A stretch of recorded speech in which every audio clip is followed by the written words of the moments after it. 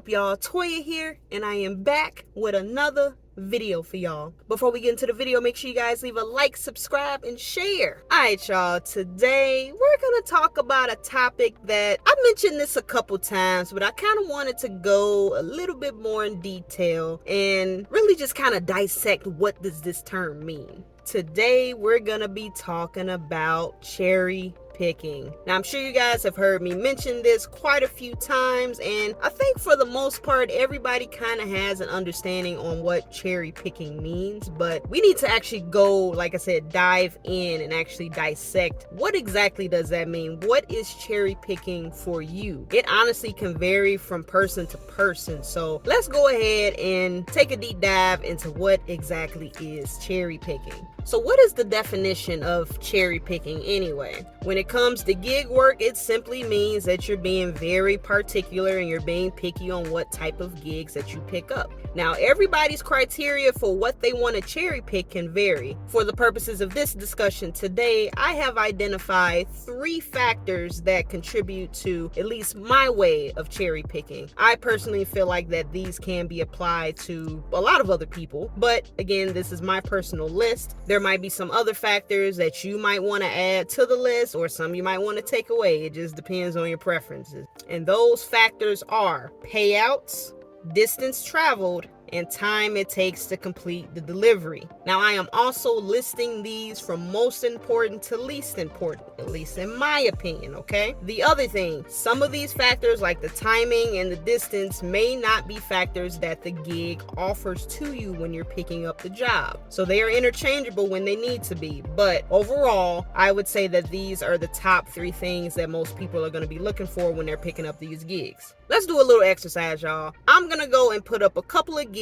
that I have either accepted or turned down, and I want you guys to decide for yourself, based off of those factors that I listed, would you take this job or not? So if you need to pause to read these, you are welcome to. I'm only gonna put up a couple screenshots and you can go ahead and make your decisions from there, okay? Now, there is a reason I listed this the way I did, okay? So the first thing that usually stands out to most people when they're picking up these delivery gigs is gonna be the pay. Like, every single time, you can't deny it. You are subconsciously like doing this on your own. You may not even realize it. The first thing that you're gonna look at almost all the time is gonna be how much they're gonna pay you, right? So you glance, you're like, all right, this job is gonna pay me $100. Okay, cool. I can take $100. I can take an extra $100. A lot of people would say that, right? So after I look at the pay, the next thing I'm gonna go ahead and look at is how much I'm gonna have to drive. And at this second factor, this can already make or break whether or not I'm gonna pick this up. Because if it's $100 gig and it's saying you have to drive like 30-40 miles, that's worth it to me. That's worth it. That's over $2 a mile. So I'm all for that. I'm cool with that. Now, if it says something crazy like you got to drive 120 miles for this, that's less than $1 a mile. I'm not taking that.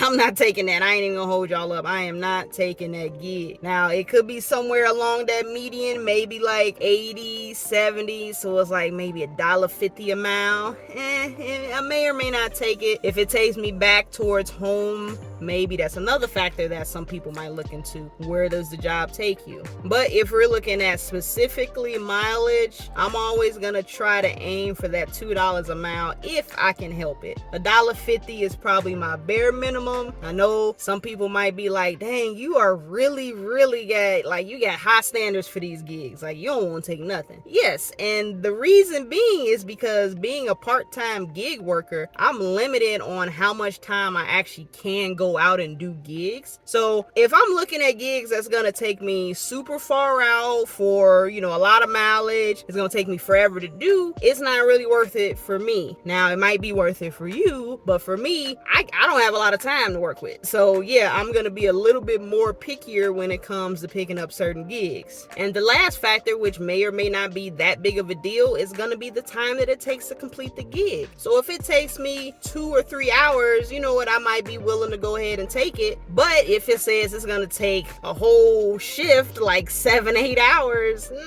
nah, that's definitely not something I'm gonna do personally. If you're a full-time gig worker, maybe that makes sense to you, but then you want to go ahead and factor in everything. You know, if it's $100, you got to drive maybe 100 miles. Maybe it takes you back towards home or another area that you want to work, and you know it takes 6 hours to complete. It may not even take the full 6 hours. It may take you 4. It varies. But is that something that you're willing to pick up and do? That's up to you completely. Now, some people might be wondering, is time that big of a deal? Yes, it is on the bottom of my list. However, this can also make or break a delivery. Let's talk about Amazon Flex, for instance. So unfortunately, Amazon Flex doesn't give you the luxury to know exactly where you're gonna go until you get to the warehouse. But let's go ahead and use time as a factor to determine whether or not one block is gonna be worth it over another, okay? So you picked up an Amazon Flex shift. You don't know where you're gonna go yet, but you know you picked up a 3-hour block, okay? You picked up a 3-hour block in the morning from 7 to 10, okay? You found out that a friend of yours also picked up another block between that same time frame from 7 to 10. Y'all both going to the same warehouse, okay? Y'all both were en route to the same warehouse for a 3-hour block from 7 to 10. So you get your route, it's like 35 stops per se. Let's just say you got 30-something packages, 30-something stops, okay? But this takes you into the heart of downtown. You're gonna have to go downtown, and unfortunately, because it's 7 a.m., you're running into rush hour traffic. So it actually took you the full 3 hours to complete your block. You actually finished right at 10 o'clock on your last delivery. However, your homie got lucky. Your homie hit the jackpot. They ended up getting a block that takes them further out. It's away from the city, but they managed to complete their block in 2 hours. So they have an extra hour to spare. Here's another factor I'm gonna go ahead and throw in here, okay? So that downtown route that you got initially, you had to drive a total of about 30 miles. So you did 30 miles in 3 hours. And the only reason it really took you that long to do it was because of rush hour traffic. So you ended up taking a full 3 hours. It wasn't that long of a drive, but you made your $70. I forgot to say that as well. You both were making $70 on this block, okay? Now your friend, he ended up getting that block that's all the way out in the countryside. He only had 15 packages to do, but it did take him 40 miles to get to that location, and the rest of his mileage just came from him driving around and delivering the packages. So here's the question, y'all. Which one would you honestly say was worth it? So both had the same payout of $70, okay? One,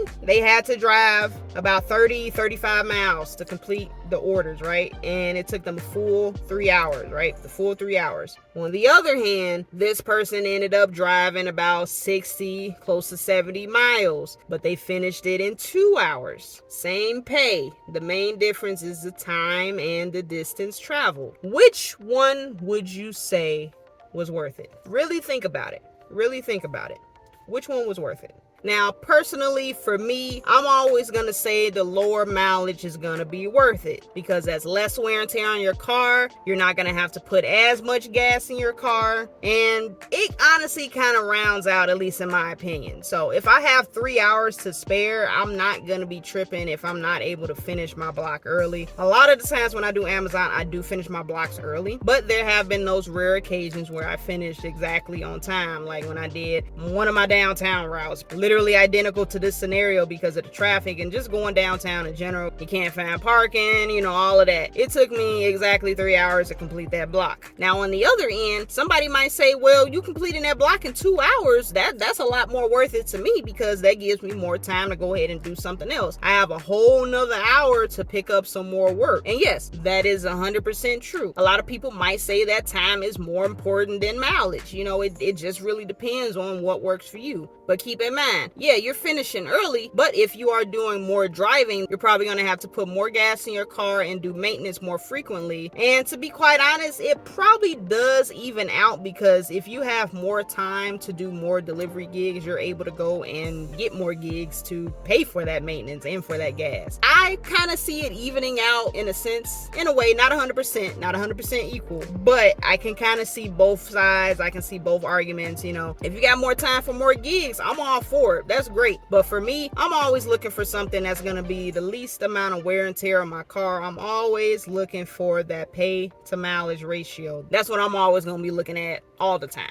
But all it is just weighing out the pros and the cons of whichever works best for you. There isn't going to be one set method that is like 100% correct for everybody. That might not work for the next person. It just really depends on what works for you. But yeah, guys, doing delivery gigs is not as easy as you think. Like, yeah, in a sense, it's easy as installing the app and, you know, picking up the job and going and doing the job and boom, that's it. But there might be some things that you may not actually start considering until you actually dive in and start doing these gigs, because a lot of this stuff, these expenses, they add up. And this was one thing that I had mentioned in my should you quit your job to do delivery gigs video. If you guys haven't checked that out, you can. This is something that a lot of people don't really take into consideration when doing delivery gigs, because it's not just okay, I did a job for $50, I got $50 in my pocket. Like, yeah, you got $50 in your pocket, but how much of that is gonna have to go back into your car? But yeah, it's a lot of different factors that a lot of people don't really consider until they dive into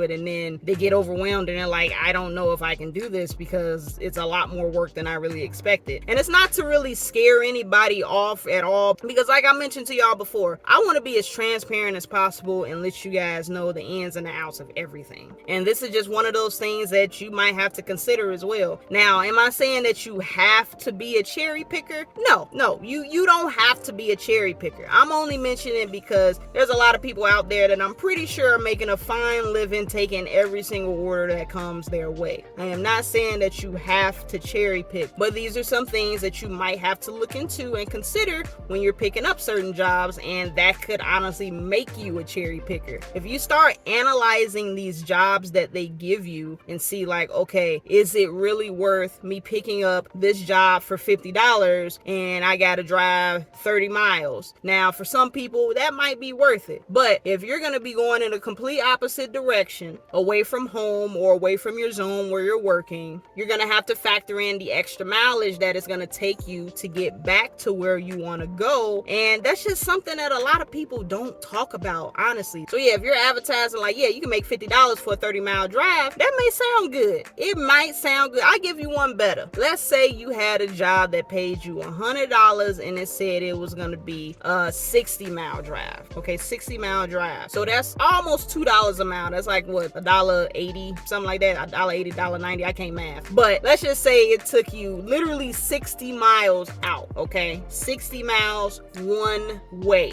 So that means you're gonna have to drive another 60 miles back. What does that add up to? 120 miles traveled total. So you go back and look at it now. You made $100, but guess what? You drove 120 miles. Now, you could go and pick up some other jobs on the way, depending on what you're doing. Maybe you can do some food delivery. Maybe you can do some roadie, whatever it is. You know, you can do that. You can start making some of that money back on your way back. But then again, do you have the time to do that? Depending on how you're doing delivery gigs. Are you a part-time person? Are you a full-time? Can you afford to spend more time out and try to make that money back on your way back home? You know, different types of factors that, you know, like I said, a lot of people, they just don't really talk about. They don't really consider. So again, just being 100% transparent, letting y'all know how it is, letting y'all know like these are things that you got to be on the lookout for. Doing this delivery gig work is not a simple like black and white type of thing. It's so many different factors that a lot of people need to consider, in all honesty, like literally. So that's really it, y'all.